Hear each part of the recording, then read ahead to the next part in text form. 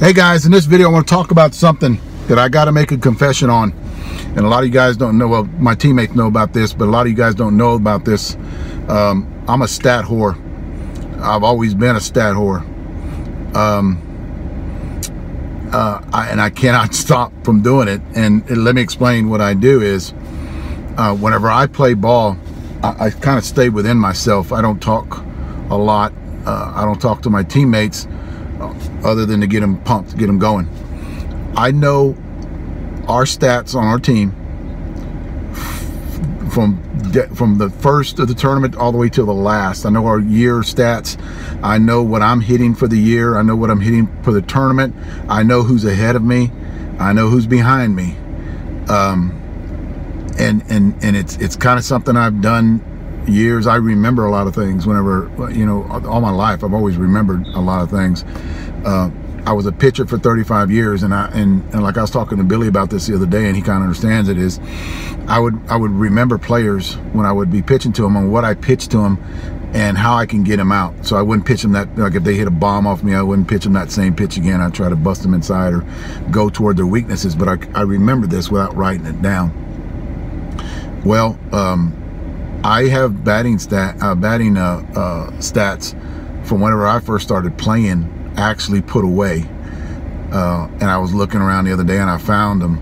1981, 82, 83. I still have my stats for the year. It helped me whenever I was hitting. It helped me know that I was doing better, that I was progressing throughout the year. So and give you a prime example of me being a stat whore is when we were in Georgia, I think is what it was, and we were playing our last game. Larry Carter was in front of me, and he had hit a 3-run home run to get our 9 runs, and it ended the inning. It was last at bats. Well, he's kind of high-fiving. I'm walking by him. I go, "Dickhead," and I was kind of mad because he had left me on deck. But I got over it later on, and he kind of looks like, "What?" You know, and I said I needed one more at bat. I needed one more at bat because there was somebody hitting better in front of me.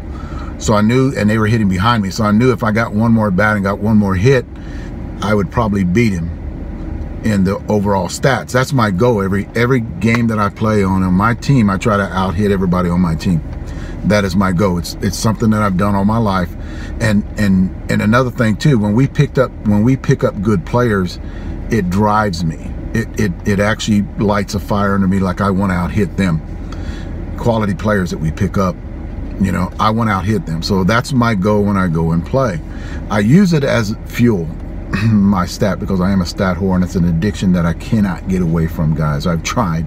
I went to counseling to try to get that shit. I cannot get rid of it. I memorize everybody's hitting through the whole tournament. I know what they're hitting, how many home runs they've hit. And it's just an addiction that I have that I cannot get it. And it actually, what I kind of accept it now, because it drives me. So whenever people talk about, "Oh, he's a stat whore," yeah, I'm a stat whore. The one thing I do not do, and if you watch my videos, you know I don't do this, is I don't burn home runs for just to get my batting average up. I'll make an out, and I get pissed whenever other people do it. And I did a video all on that. But if you look at my batting average this year, I've got over 100 at bats, and I've hit 10 home runs, and that's actually documented. And that's, you know, I'm carrying a good batting average this year. But the most thing that I'm proud of is my home run production is down. My RBIs are up with the guys that are hitting more home runs than me, which means I'm hitting more gaps. So I've only hit 10 home runs this year. I don't burn a lot of home runs.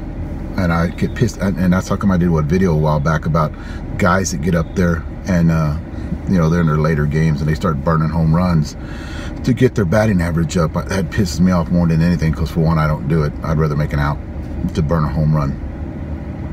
So the one thing I wanted to do to help with my therapy, my therapist said, you gotta do a video on confessing your addiction. So this is my addiction video. I'm a stat whore, and maybe that will help me recover. Not 100%, because I don't think I can recover 100%, but it's actually going to help me out by talking to people about it. And maybe you're a stat whore in a good way. It actually pushes you. And I look at it, you know, everything that I do, I look at it positive. You know, I'm the guy that thinks that, you know, thinks positive, and the glass is half full with me instead of half empty. So I actually turn it around. I want to confess to everybody out there about my addiction.